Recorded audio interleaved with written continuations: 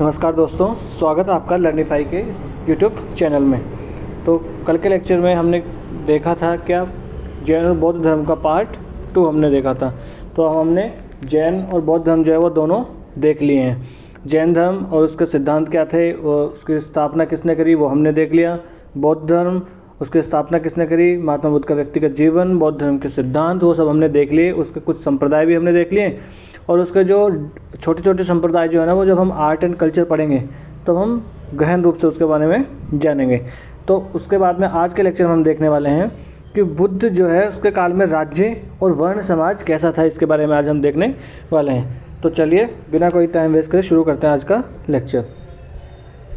तो उस काल में हम सबसे पहले देख लेते हैं कि भौतिक जीवन जो है ना वो कैसा रहा होगा बुद्ध के काल में। तो उस काल में क्या था कि जो पूर्वी उत्तर प्रदेश और बिहार जो है वहाँ का लोगों का जीवन कैसा था, ये जानने के लिए हमें क्या उसके साक्ष्य हैं अपने पास।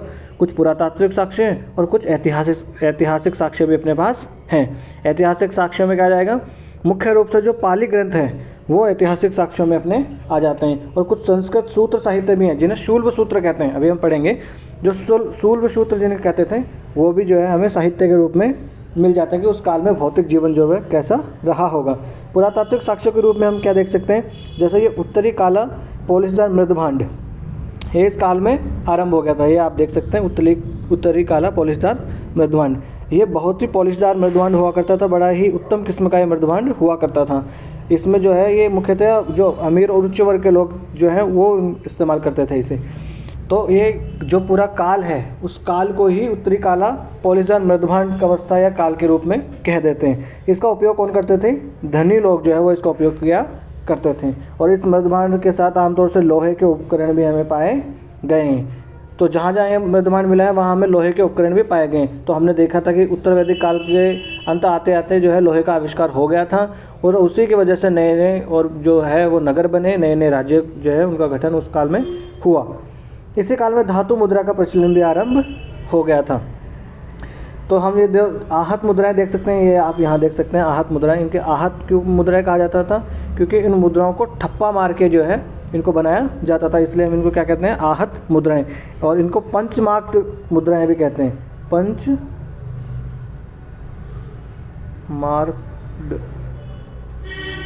पंचमार्क्ड इनको क्यों कहते थे, क्योंकि इनके ऊपर 5 जो है वो जीवों के चित्र बने होते थे, मछली, सांड, बैल, उसको ऐसे जो है इनके ऊपर बने होते थे। तो इस काल में मुद्राओं का प्रचलन भी जो है हो गया था। और हमने देखा था क्या कि जो है उत्तरी वैदिक जो अपना काल था, उत्तर वैदिक काल जो अपना था उसमें क्या हो गया, निष्क और शतमान, निष्क और शतमान जो है निष्क और शतमान जो है वो हमें वहाँ पर क्या थे, मुद्राएं मिलती थी उस काल में भी। परंतु वो एक सिक्के ना होकर एक सांकेतिक मुद्रा के जैसा ही माना जाता है। वास्तविक रूप में अगर देखा जाए तो जो धातु मुद्रा का प्रचलन जो है इसी काल में हुआ था सिक्कों के रूप में। और पक्की ईंटों और छल्लेदार कुओं का प्रारंभ भी इस काल में होने लगा था। तो पक्की ईंटों का इस काल में इस्तेमाल होने लगा था और छल्लेदार कुएं जो हैं वो बनने लगे थे। इसलिए अब जो है वो लोग सिर्फ उनको नदियों के किनारे बसने की आवश्यकता नहीं थी, क्योंकि वो ये छल्लेदार ऐसे वाले छल्लेदार कुएं जो है इनका इस्तेमाल करके पानी की अपनी आवश्यकता की पूर्ति वो कर सकते थे।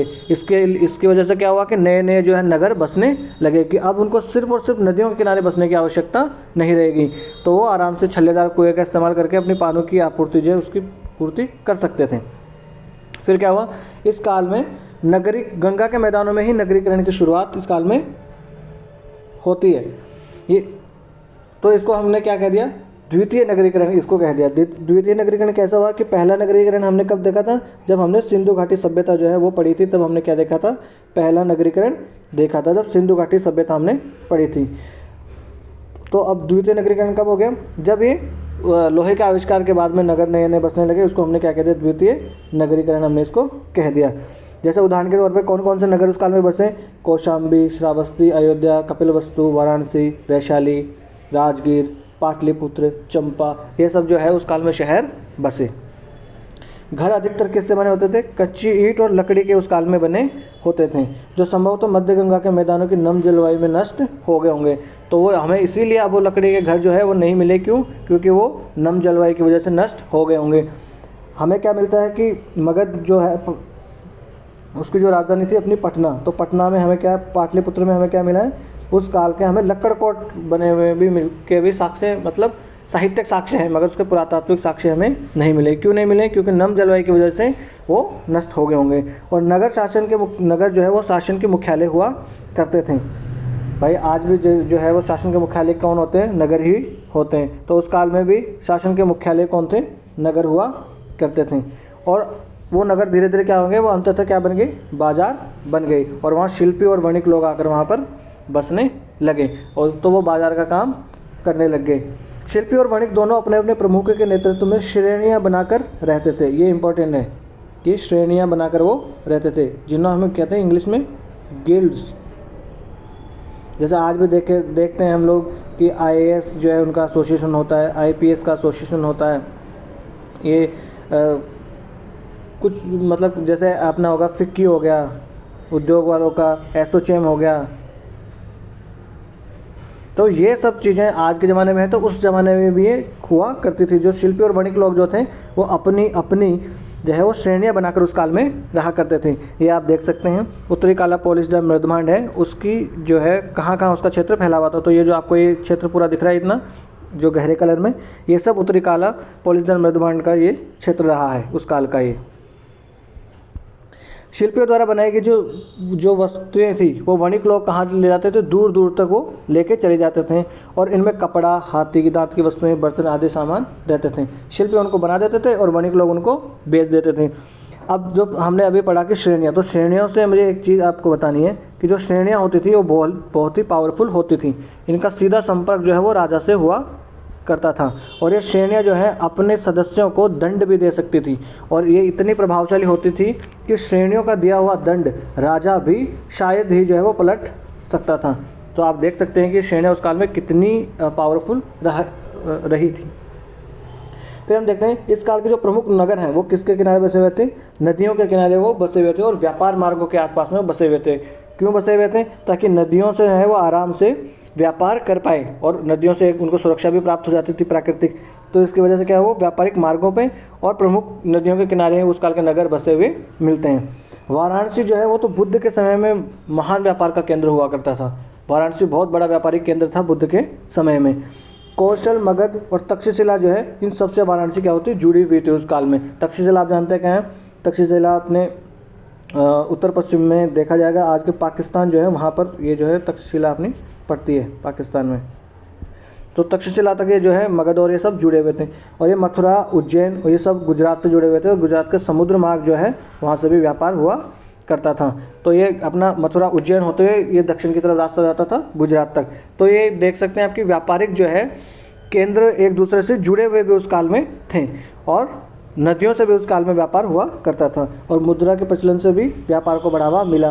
भाई मुद्रा का प्रचलन जब हो गया तो हर चीज़ का मूल्य आंकना जो है वो बहुत ही सरल हो गया।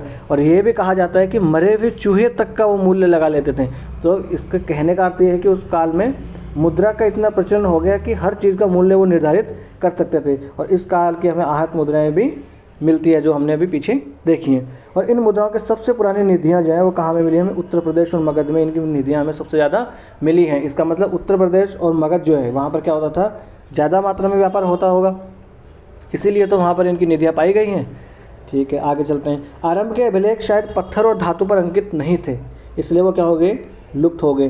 परंतु बाद में जब जैसे कि अशोक आता है, अशोक के काल में अशोक अपने जो है वो प्रस्तर स्तंभ बनाना शुरू करवा देता है, इसलिए अशोककालीन जो है वो स्तंभ वगैरह हमें प्राप्त होते हैं। लेखन से नियमों और कर्मकांडों का संकलन करना और लेखा जोखा करना भी फिर क्या हो गया? आसान हो गया। उस काल में क्या हो गया था कि लेखन की एक विधि प्रचलित हो गई थी। भाई ब्राह्मी लिपि हो गई है, खरोष्टी लिपि, ये सब तो चलो बाद में आई, पर ब्राह्मी लिपि हो गई। और उसके बाद में प्राकृत भाषा हो गई, पाली भाषा हो गई, संस्कृत भाषा हो गई। इसका इस्तेमाल खूब उस काल में हो रहा था। तो लेखन की एक अपने पास लिपि आ गई थी और लेखन कला अपने पास आ गई थी। तो जो भी नियम वगैरह होते थे वो नियम आराम से लिखे जा सकते थे। कर्मकांड जो उनका भी संकलन किया जा सकता था। और कोई भी व्यापार होता था उसका भी लेखा जोखा करना आसान हो जाता था। इसलिए व्यापार जो है वो बड़े ही फले फूले।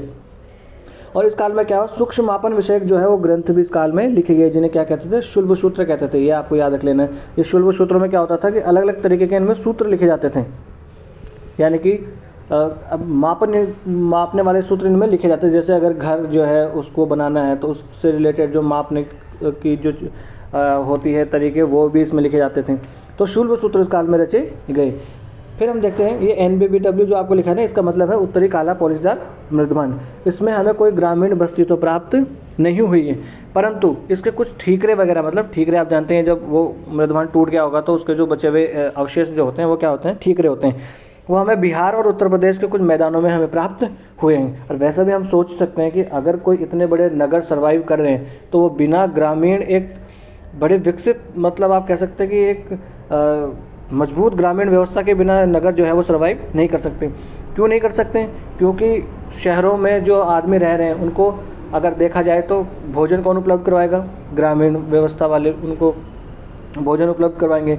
उनको अगर देखा जाए तो कच्चा माल कौन प्रोवाइड करवाएगा? उनको कच्चा माल प्रोवाइड करेंगे ग्रामीण अर्थव्यवस्था वाले। तो इसीलिए एक अच्छी सी और विकसित ग्रामीण अर्थव्यवस्था के बिना एक नगर जो है वो सर्वाइव नहीं कर सकता।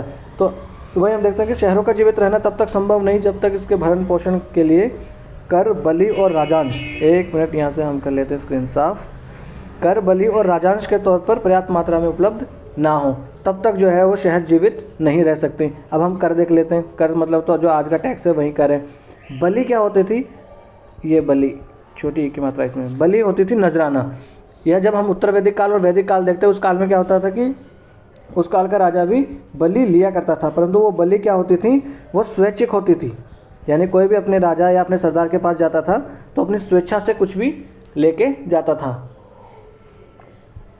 परंतु इस काल में आते आते क्या हो गया कि जो बलि थी उसको क्या कर दिया गया, अनिवार्य कर दिया गया। और ये राजांश मतलब ये भी कर को ही कहते हैं। तो उस काल में कर, बलि और राजांश ये कहाँ से प्राप्त होते होंगे? ग्रामीण अर्थव्यवस्था से ही तो प्राप्त होते होंगे।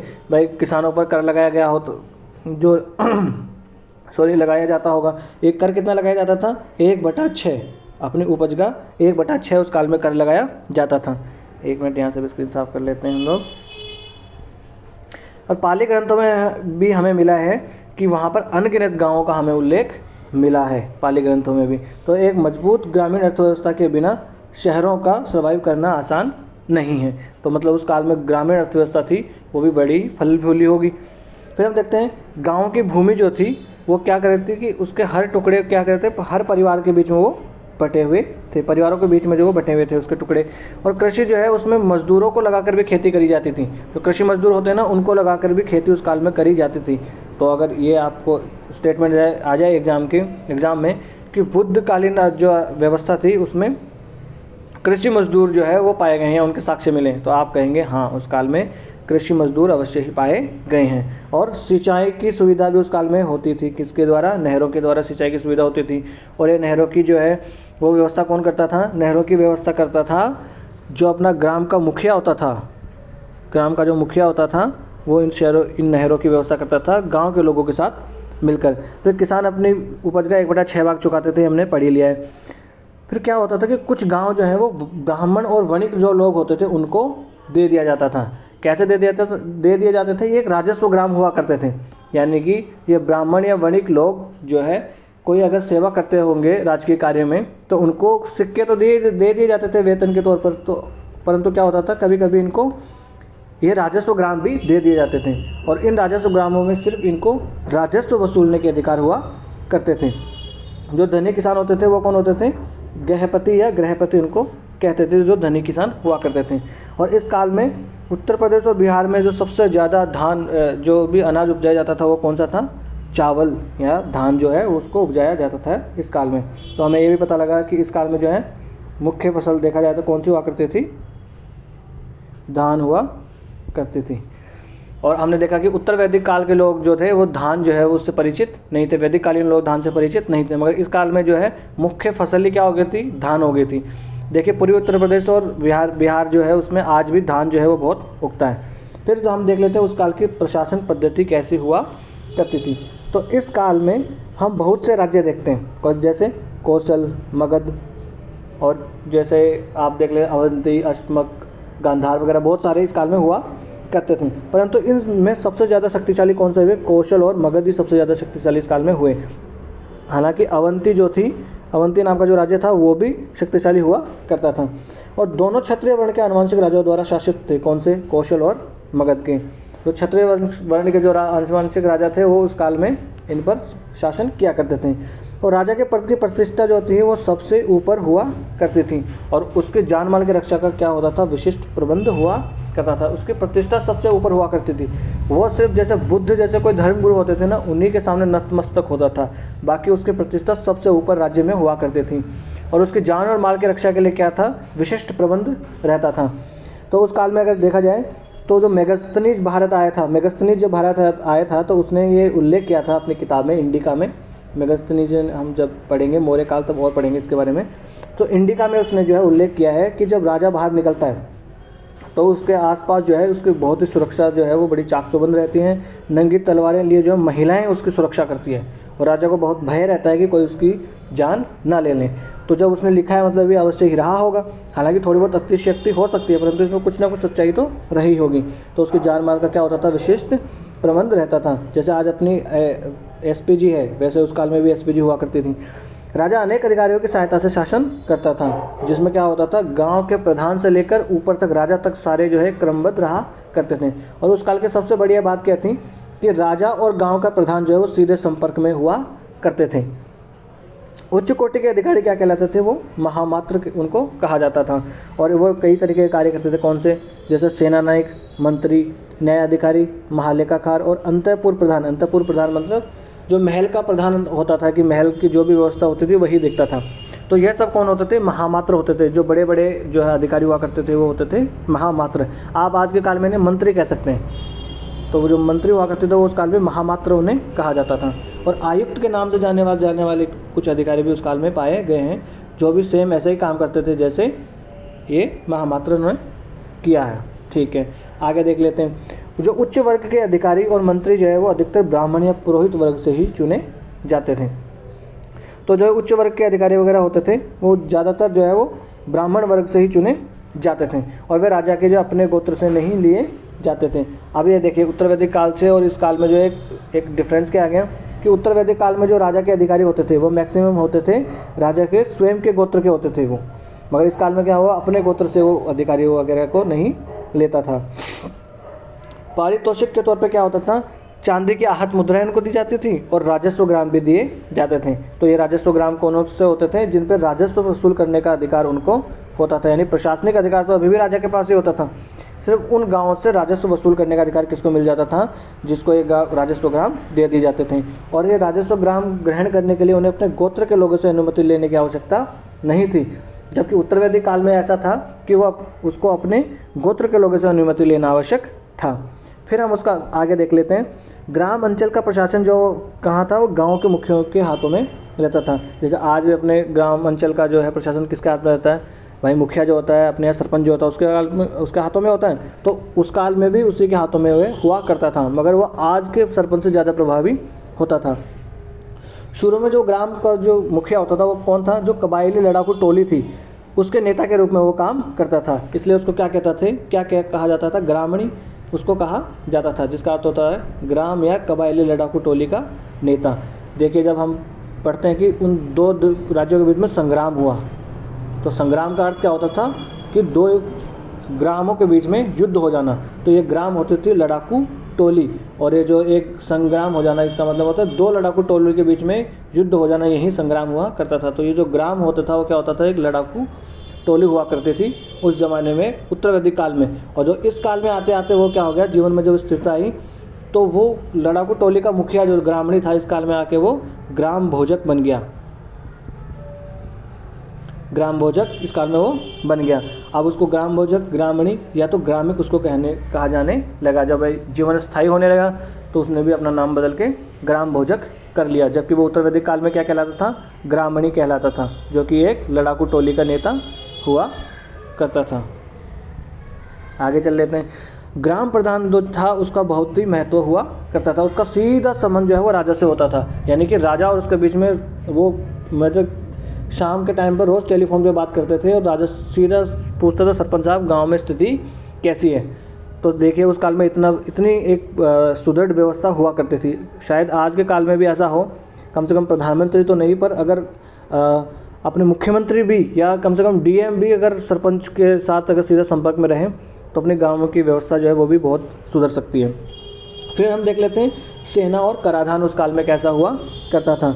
अब उस काल में क्या माना जाता था कि जिस राज्य की सेना जितनी बड़ी है वो राज्य उतना ही ज़्यादा शक्तिशाली माना जाता है। तो हम यह देखते हैं कि जो नंद वंश के शासक थे, जैसे धनानंद, जब सिकंदर का आक्रमण हुआ तो राजा कौन था, जब सिकंदर का आक्रमण हुआ तो राजा कौन था, राजा था धनानंद। तो और जब रावी नदी के तट पर आके वो वापस लौट जाते हैं, सिकंदर की सेना वापस लौट जाती है, तो वो क्यों लौट जाते हैं, क्योंकि उनको इस बात का भी भय था कि गंगा के पार जो है एक ऐसी शक्ति है जिससे जो है युद्ध लड़ना आसान काम नहीं है। तो जिस राज्य के पास जितनी बड़ी सेना होती थी वो राज्य उतना ही शक्तिशाली माना जाता था। इसलिए इस काल में क्या होने लगा कि स्थायी सेना जो है वो रखी जाने लगी। उत्तर वैदिक काल तक स्थायी सेना नहीं रखी जाती थी, जो अपने सगे संबंधी होते थे वही सेना का काम करते थे। नॉर्मल समय पे वो क्या करते थे कि खेती वगैरह करते थे, और जब युद्ध की आवश्यकता पड़ती थी तो वही सैनिक बन जाते थे। मगर इस काल में आते आते एक स्थायी सेना रखा जाने लगी। और तो सिकंदर के आक्रमण के समय जो है नंद वंश के राजा थे, उसके पास क्या था, 20,000 घोड़े थे, 2 लाख पैदल सैनिक थे, 2,000 घोड़े वाले रथ थे और 6,000 उसके पास हाथी थे। हालांकि ये बातें ऐसा लगता है कि अतिशयोक्तिपूर्ण है, इतने सारे तो नहीं ही रहे होंगे, मगर कुछ भी अगर आप इसमें थोड़ी बहुत सच्चाई भी माने तो मतलब उसकी सेना जो थी बड़ी ही विशाल हुआ करती थी। और इस स्थायी सेना का भरण पोषण करने के लिए क्या चाहिए, पैसा चाहिए, धन चाहिए, राजकोष चाहिए। और ये राजकोष कहाँ से हमें मिलता होगा भाई, कर वसूले जाते होंगे, किससे, तो ये किसानों से, व्यापारियों से, शिल्पियों से, उनसे कर वसूले जाते होंगे। तो राजकोष प्रणाली जो थी वो बहुत ही उस काल में मजबूत हुआ करती थी, इसीलिए तो इतनी बड़ी सेना जो है उसको सस्टेन किया जा सकता था। फिर हम देख लेते हैं योद्धा और पुरोहित जो थे वो करों से मुक्त थे। हमने देखा इसीलिए तो योद्धा और पुरोहित करों से मुक्त थे, इसीलिए तो जैन और बौद्ध धर्म वालों को किसने सबसे ज़्यादा सहायता प्रदान करी, वैश्य लोगों ने ज़्यादा सहायता प्रदान करी। बुद्ध के युग में आकर राजा को बलि अर्पित करना क्या हो गया, अनिवार्य कर दिया गया। और उसकी वसूली जो है वो कौन करता था, बलि साधक नाम का एक अधिकारी होता था, वो क्या करता था, बलि को वसूलता था। तो आप देख लेते बलि यानी नजराना, वास्तविकता में बलि मतलब नजराना हुआ करता था कि जैसे राजा के पास जाते हैं तो खाली हाथ लेकर नहीं जाते हैं, ऐसा ये एक आप उसको शिष्टाचार कह सकते हैं। तो जब भी कोई आदमी राजा के सामने जाता था तो अपनी श्रद्धा के अनुसार जो है वो कुछ नजराना लेके जाता था, उसको बलि कहते थे। ऐसा कब था, जब वैदिक काल तक कबायली जो है व्यवस्था थी तब, मगर इस काल तक आते आते जो है वो स्थायी व्यवस्था हो गई। राजा को बड़ी सेना रखनी पड़ी, बड़ी सेना रखने के लिए पैसा चाहिए, पैसा वसूल करने के लिए उनने इस बलि को जो स्वैच्छिक थी उसको एक जो है अनिवार्य कर के रूप में बदल दिया, और इसके लिए एक अधिकारी भी रख दिया जिसको क्या कहते हैं, बलि साधक उसको कहते थे। ठीक है, आगे चल लेते हैं। और करों का निर्धारण कैसे होता था, राजा के अधिकारी जो थे वो गांव के मुखिया के साथ मिलकर क्या करते थे, करों की वसूली जो उसका प्लान बनाते थे। और नगद और जींस दोनों रूपों में उस जो है कर को वसूलते थे। नगद मतलब आप सिक्के वगैरह मुद्रा दे दो, और जींस मतलब जैसे चावल उगा रहे तो चावल दे दिया, गेहूँ उगा रहे तो गेहूँ दे दिया, कुछ भी उगा रहे हैं अपने पास जो है वो सब इनको दे सकते थे। और इन करों के अतिरिक्त राजा को काम में बेगार भी देना पड़ता था, यानी कि राजा जब कहे तो भैया आपको जाके राजा के यहाँ काम भी करना होता था, वो भी मुफ्त में, जिसको क्या कहते हैं, बेगार भी उसे कहते थे। और शिल्पियों और व्यापारियों से भी कर वसूला जाता था, शिल्पी और व्यापारी होते थे उनसे भी कर वसूला जाता था। जो व्यापारी होते थे उनसे चुंगी वसूली जाती थी। और इनसे तो ऐसा भी था शिल्पियों वगैरह से तो कि आप 1 महीने में 1 दिन के लिए राजा के यहाँ काम करेंगे, वो भी मुफ्त में। और ये जो बलि, ये जो अपने बेगार होती थी, इस बेगार को क्या कहते थे, उसको कहते थे विष्टि, इसको विष्टि कहते थे। और ये विष्टि एक तरीके का ये कर ही हो गया, क्योंकि ये कर के रूप में ही वो उनसे काम करवाता था। तो ये एग्जाम में पूछा गया क्वेश्चन है कि विष्टि जो है प्राचीन भारत में क्या थी, तो वो एक प्रकार का कर हुआ करता था। और व्यापारी को उनके माल पर क्या होती थी, चुंगी वसूली जाती थी। और चुंगी वसूलने वाले अधिकारी को क्या कहते थे, शोल्किक या शुल्काध्यक्ष। तो ये आपको याद कर लेना है कि शोल्किक या शुल्काध्यक्ष कौन है, क्योंकि ऐसे क्वेश्चन बन जाते हैं कि मध्यकालीन भारत में प्राचीन कालीन भारत में शोल्किक या शुल्काध्यक्ष कौन होता था। तो वो आपको पूछ लेगा कि राजकोष का संरक्षक होता था, कि कर वसूलने वाला अधिकारी होता था, किले का रक्षक होता था, तो आपको देखना पड़ेगा कि वो कौन होता था। फिर हम देख लेते हैं कि जो प्रादेशिक और जनपदीय राज्यों की स्थापना ने पहले सभा और समिति जो थी उसको क्या कर दिया, समाप्त कर दिया। सभा और समिति किस काल में हुआ करती थी, ये वैदिक युग में हुआ करती थी, और सबसे ज़्यादा महत्व इसका कब था, ऋग वैदिक काल में इसका सबसे ज़्यादा महत्व हुआ करता था। अब इस काल में आके क्या हो गया कि राज्य जो है वो बड़े बड़े हो गए, तो अब सभा और समिति जो है उसका आयोजन करना संभव नहीं हो पाया, क्योंकि एक तरीके से ये कबायली संस्थाएं थीं जिनमें कबीले के कुछ लोग बैठ के आराम से मीटिंग कर सकते थे। पर अब राज्य और जो है नगर इतने बड़े हो गए ना कि अब वो सब लोग एक साथ इनमें मिल नहीं सकते थे, क्योंकि राज्य बहुत बड़े बड़े हो गए, तो उन राज्यों के लोगों को यहाँ पर आने जाने परिवहन की भी बहुत समस्या हुआ करती थी। तो ये सभा और समिति जो है उनको समाप्त कर दिया गया। इसकी जगह पर क्या लेके आगे, एक परिषद लेके आगे छोटी सी, जिसमें सिर्फ कौन होता था, ब्राह्मण सदस्य हुआ करते थे। जैसे आज भी हम देखें, अगर मंत्रि परिषद के जैसे उस काल जो है उस काल में आज की मंत्रि परिषद के जैसे ही एक परिषद बना दी गई थी, और सभा समिति को क्या कर दिया गया, समाप्त कर दिया गया था। अब हम देख लेते हैं गणतांत्रिक प्रयोग। सबसे पहले तो आप ये बताइए कि गणतंत्र क्या होता है। गणतंत्र का होता है कि जो राज्य का मुखिया होता है ना, राज्य का मुखिया जो होता है, या राज्य का जो प्रमुख होता है, उसका चुनाव होता है, यानी कि वो आनुवंशिक नहीं होता है। इसलिए तो हमारा भारत भी एक गणतंत्र है, क्योंकि हमारा जो राज्य का मुखिया कौन है, राष्ट्रपति। राष्ट्रपति को क्या होता है, चुना जाता है, ना कि वो आनुवंशिक है। जैसे ब्रिटेन में वहाँ के राज्य का मुखिया कौन है, वहाँ का राजा या रानी जो होता है वो होता है, तो उसको चुना नहीं जाता, तो वहाँ क्या है, गणतंत्र वो नहीं है। जबकि भारत क्या है, गणतंत्र है। तो ऐसे गणतांत्रिक प्रयोग जो है उस काल में भी हुआ करते थे। देखिए कितने उस काल में भी हम कितने सभ्य हुआ करते थे। तो गणतांत्रिक प्रयोग जो उसके साक्ष्य हमें कहाँ कहाँ मिले, एक तो जो सिंधु घाटी है वहाँ पर, एक उत्तर प्रदेश, कौन सा, पूर्वी उत्तर प्रदेश, और बिहार का जो हिमालय के तराई वाला क्षेत्र है ना, वहाँ पर हमें कुछ गणतांत्रिक राज्य मिले हैं। जैसे एक तो शाक्य हो गया, और एक कौन हो गया, लिच्छवी हो गया। ये क्या थे, गणतांत्रिक राज्य हुआ करते थे। ये सिंधु घाटी से आप सिंधु घाटी सभ्यता मत समझ लेना। सिंधु घाटी का अर्थ है सिंधु घाटी में जो उस काल में बसे वो क्या होते थे, उस काल में वहाँ पर गणतांत्रिक व्यवस्था पाई गई है। और ये गणतांत्रिक व्यवस्था कहाँ पाई गई होगी, जो उत्तर वैदिक काल के जो कबायली इलाके जो अवशेष रह गए थे वहाँ पर ये गणतांत्रिक व्यवस्था पाई गई है। बाकी ये पूर्वी उत्तर प्रदेश और बिहार में तो अपने शाक्य और लिच्छवी जो है ये गणराज्य वहाँ पर पाए ही गए हैं। तो शाक्य और लिच्छवियों का प्रशासन तंत्र जो है ये बहुत ही सरल हुआ करता था। इसमें एक राजा होता था, फिर उपराजा हुआ करते थे, फिर सेना होती थी, और एक भंडागारिक होता था। भंडागारिक कौन होता था, ये राजकोषाध्यक्ष होता था। राजकोष जो होता था उसका संरक्षक कौन होता था, ये भंडागारिक होता था। तो देखिए ऐसे क्वेश्चन भी बन जाते हैं। वहाँ क्या देखा था हमने, शोल्किक, यहाँ क्या है, भंडागारिक। तो ऐसे क्वेश्चन बन जाएंगे आपके एग्जाम में कि भंडागारिक कौन हुआ करता था।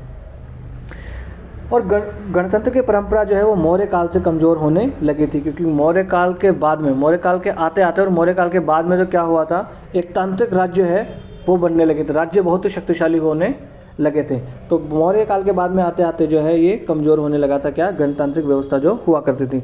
और ऐसा भी कहा जाता है कि उस गणतांत्रिक व्यवस्था में जो शाक्य और लिच्छवियों की गणतांत्रिक व्यवस्था थी उनमें तो ऐसा था कि बहुत सारे राजा, ऐसा कहा जाता है कि 1707 राजा जो है वो एक साथ बैठते थे और वो सभा करते थे। अब इतने सारे राजा, ये तो एक अतिशयोक्ति है, मतलब फिर भी अगर आप माने तो बहुत सारे राजा हैं वो एक साथ बैठते थे और मीटिंग किया करते थे। तो ये एक बड़ी ही उत्कृष्ट व्यवस्था उस काल की हुआ करती थी। और जो है इनमें तो ऐसा माना जाता था कि एक के बाद में एक 7 न्यायाधीश हुआ करते थे, और वो 7 न्यायाधीश आपके मामले को एक एक करके सुनते थे। अब ये इतनी अच्छी व्यवस्था है ना कि अब इसको ऐसा स्वीकार नहीं किया जा सकता कि उस काल में इतनी अच्छी व्यवस्था होती थी। जैसे आज भी अपने यहाँ होता है कि हाई कोर्ट से नीचे डिस्ट्रिक्ट कोर्ट, फिर हाई कोर्ट आता है, फिर सुप्रीम कोर्ट। तो हम भी देखें कि अपने यहाँ भी कम से कम 3 या 4, अगर राष्ट्रपति को मान ले तो 4 मान लो, परंतु उस काल में ऐसे जो है वो 7 एक के बाद एक न्यायाधीश हुआ करते थे, और वो आपके मामले को एक के बाद एक सुनते थे। तो ये बड़ी ही अच्छी व्यवस्था उस काल में हुआ करती थी। तो ये हमने देख लिया। अब हम देखते हैं सामाजिक वर्गीकरण विधि व्यवस्था उस काल में कैसी हुआ करती थी। बस 1 मिनट में थोड़ा सा पानी पी लूँ। सामाजिक वर्गीकरण और विधि व्यवस्था उस काल में कैसी हुआ करती थी। तो विधि व्यवस्था और न्याय व्यवस्था का उद्भव जो वो इसी काल में माना जाता है। इसी काल में क्यों माना जाता है? क्योंकि इससे पहले तो क्या था, कबायली समाज था। कबायली समाज में विधि व्यवस्था और इसकी आवश्यकता नहीं थी, क्योंकि कबीला कितना हो, छोटा सा एक कबीला होता है, तो उसमें राजा है अपनी सुविधा के अनुसार जो है वो उनको फैसला सुना देता था, क्योंकि जो प्रजा कौन होती थी उसी से जुड़े हुए उसके भाई बंधु हुआ करते थे, तो उसमें लिखित व्यवस्था की कोई आवश्यकता नहीं थी।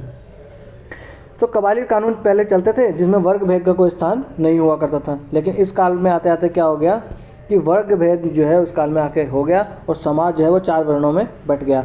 4 वर्ण आपको पता ही है, सबसे पहले ब्राह्मण, फिर आ गया आपका क्षत्रिय, फिर आ गया वैश्य और फिर आ गया आपका कौन सा, शूद्र। 4 वर्गों में बांट दिया और चारों लोगों के अलग अलग कर्तव्य भी निर्धारित कर दिए गए। जैसे ब्राह्मण का कार्य करेगा, वो पूजा पद्धति वाले काम करेगा, शिक्षा का काम करेगा। क्षत्रिय जो है वो रक्षा करेगा, युद्ध करेगा, ये वाला काम करेगा। वैश्य जो है वो सबसे ज़्यादा कर कौन चुकाता था, वैश्य ही। और जो शूद्र हुआ करते थे वो तो इन तीनों जो है जो ऊपर के वर्ण थे उनकी सेवा सिर्फ करता था। और ये तो द्विज भी नहीं हुआ करते। द्विज मतलब कम से कम वैश्य जो थे वो द्विज की श्रेणी में था। द्विज का अर्थ होता था कि उनको जो है उपनयन संस्कार करने का अधिकार हुआ करता था, यानी वो जनेऊ धारण कर सकते थे, वेद का पाठ कर सकते थे। मगर शूद्रों पे बहुत सारी अपात्रताएं लाद दी गई। उन्हें जो है शहर के बाहर रखा जाता था, उनसे बात भी नहीं ठीक से करी जाती थी, उनका छुआ जो है खाया नहीं जाता था। तो सब वर्णों के जो है अपने अपने खान पान, ओढ़ना पहनना, इन सब के जो है वो नियम निर्धारित इस काल में कर दिए गए। और सबसे ज़्यादा अपात्रताएं किसके ऊपर लाद दी गई, शूद्रों के ऊपर लाद दी गई। तो ये उस काल की क्या होगी, सामाजिक व्यवस्था होगी। और विधि व्यवस्था देखें तो उस काल में क्या हो गया, व्यवहार विधि और दंड विधि तय कर दी गई। किसके आधार पर, वर्ण भेद के आधार पर। यानी अगर ब्राह्मण कोई भी एक क्राइम अगर करता है, कोई अपराध करता है, तो उसे या तो सज़ा दी ही नहीं जाती थी या तो उसे सज़ा बहुत कम दी जाती थी। जैसे ब्राह्मण अवध है, यानी ब्राह्मण का वध नहीं किया जा सकता, तो ब्राह्मण को सज़ा नहीं दी जा सकती, ब्राह्मण का वध नहीं किया जा सकता। और सबसे ज़्यादा अगर वो कोई बड़ी सी अगर कोई अपराध भी, बड़ा अपराध भी करते थे, उससे बड़ी छोटी सज़ा दी जाती थी। और अगर शूद्र कोई छोटे सा भी गलती कर दे तो उसे बहुत बड़ी सज़ा दी जाती थी। और अगर शूद्र ब्राह्मणों के खिलाफ सजा कर दे, कोई अपराध कर दे, तो उसे तो सब बहुत ही बढ़िया दी जाती थी, यानी कि मृत्युदंड तक दे दिया जाता था।